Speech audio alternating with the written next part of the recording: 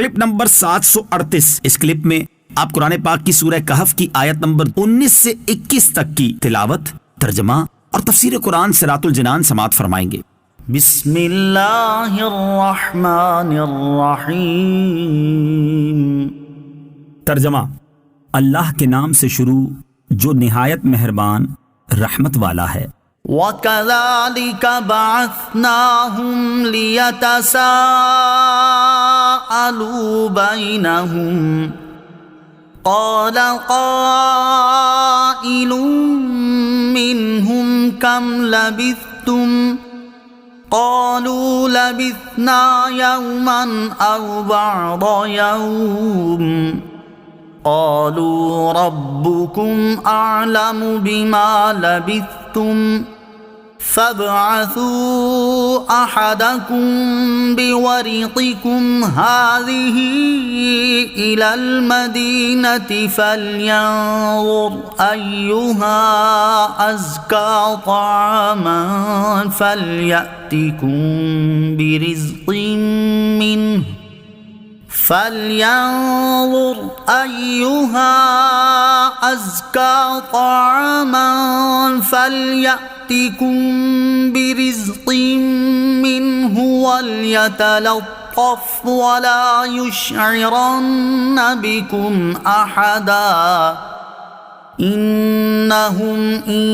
يَظْهَرُوا عَلَيْكُمْ يَرْجُمُوكُمْ أَوْ يُعِيدُوكُمْ فِي مِلَّتِهِمْ وَلَن تُفْلِحُوا إِذًا أَبَدًا۔ ترجمہ: اور ویسا ہی ہم نے انہیں جگایا تاکہ آپس میں ایک دوسرے سے حالات پوچھیں۔ ان میں سے ایک کہنے والے نے کہا، تم یہاں کتنی دیر رہے ہو؟ چند افراد نے کہا کہ ہم 1 دن رہے ہیں یا 1 دن سے کچھ کم وقت۔ دوسروں نے کہا، تمہارا رب خوب جانتا ہے جتنا تم ٹھہرے ہو، تو اپنے میں سے ایک کو یہ چاندی دے کر شہر کی طرف بھیجو تاکہ وہ دیکھیں کہ وہاں کون سا کھانا زیادہ عمدہ ہے، پھر تمہارے پاس اسی میں سے کوئی کھانا لے آئے، اور اسے چاہیے کہ نرمی سے کام لے اور ہرگز کسی کو تمہاری اطلاع نہ دے۔ بے شک اگر انہوں نے تمہیں جان لیا تو تمہیں پتھر ماریں گے یا تمہیں اپنے دین میں پھیر لیں گے، اور اگر ایسا ہوا تو پھر تم کبھی بھی فلاح نہ پاؤ گے۔ وَكَذَلِكَ بَعَثْنَاهُمْ، اور یوں ہی ہم نے انہیں جگایا۔ تفسیر صراط الجنان میں ہے، یہاں سے اب بقیہ واقعے کی تفصیل بیان کی گئی ہے۔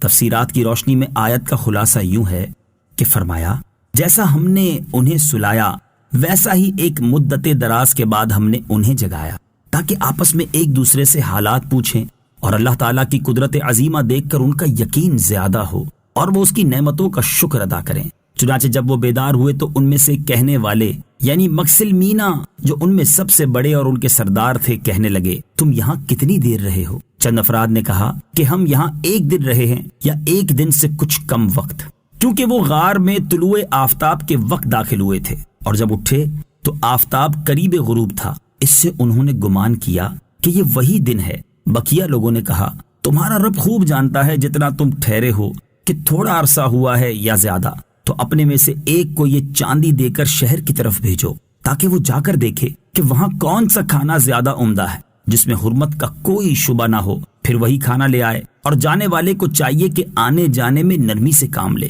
اور ہرگز کسی کو تمہاری اطلاع نہ دے۔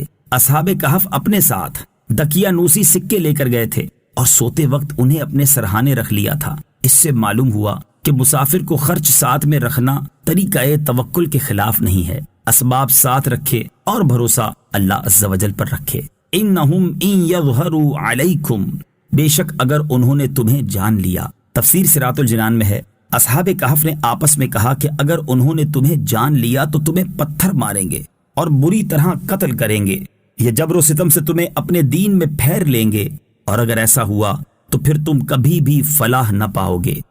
وَكَذَلِكَ أَعْثَرْنَا عَلَيْهِمْ لِيَعْلَمُوا أَنَّ وَعْدَ اللَّهِ حَقٌّ وَأَنَّ السَّاعَةَ لَا رَيْبَ فِيهَا إِذْ يَتَنَازَعُونَ بَيْنَهُمْ أَمْرَهُمْ فَقَالُوا ابْنُوا عَلَيْهِمْ بُنْيَانًا ربهم أعلم بهم قال الذين غلبوا على أمرهم لنتخذن عليهم مسجدا۔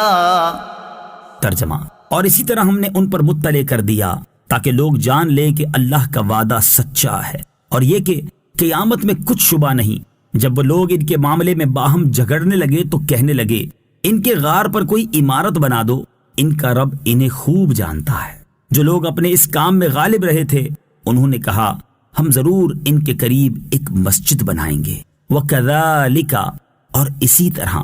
تفسیر صراط الجنان میں ہے، ارشاد فرمایا کہ جیسے ہم نے اصحاب کہف کو جگایا تھا، اسی طرح ہم نے لوگوں کو دقیانوس کے مرنے اور مدت گزر جانے کے بعد اصحاب کہف کے بارے میں مطلع کر دیا تاکہ تمام لوگ اور بالخصوص بیدروس بادشاہ کی قوم کے منکرین قیامت جان لیں کہ اللہ عز و جل کا وعدہ سچا ہے، اور یہ کہ قیامت میں کچھ شبہ نہیں۔ پھر اصحاب کہف کی وفات کے بعد ان کے ارد گرد عمارت بنانے میں لوگ باہم جھگڑنے لگے تو کہنے لگے ان کے غار پر کوئی عمارت بنا دو، ان کا رب عز و جل انہیں خوب جانتا ہے۔ جو لوگ اپنے اس کام میں غالب رہے تھے یعنی بیدروس بادشاہ اور اس کے ساتھی، انہوں نے کہا ہم ضرور ان کے قریب ایک مسجد بنائیں گے جس میں مسلمان نماز پڑھیں اور ان کے قرب سے برکت حاصل کریں۔ بزرگوں کے مزارات کے قریب مسجدیں بنانا جائز ہے۔ اس سے معلوم ہوا کہ بزرگوں کے مزارات کے قریب مسجدیں بنانا اہل ایمان کا قدیم طریقہ ہے، اور قرآن کریم میں اس کا ذکر فرمانا اور اس کو منع نہ کرنا اس فعل کے درست ہونے کی قوی ترین دلیل ہے۔ اس سے یہ بھی معلوم ہوا کہ بزرگوں کے قرب میں برکت حاصل ہوتی ہے، اسی لیے اہل اللہ کے مزارات پر لوگ حصول برکت کے لیے جایا کرتے ہیں۔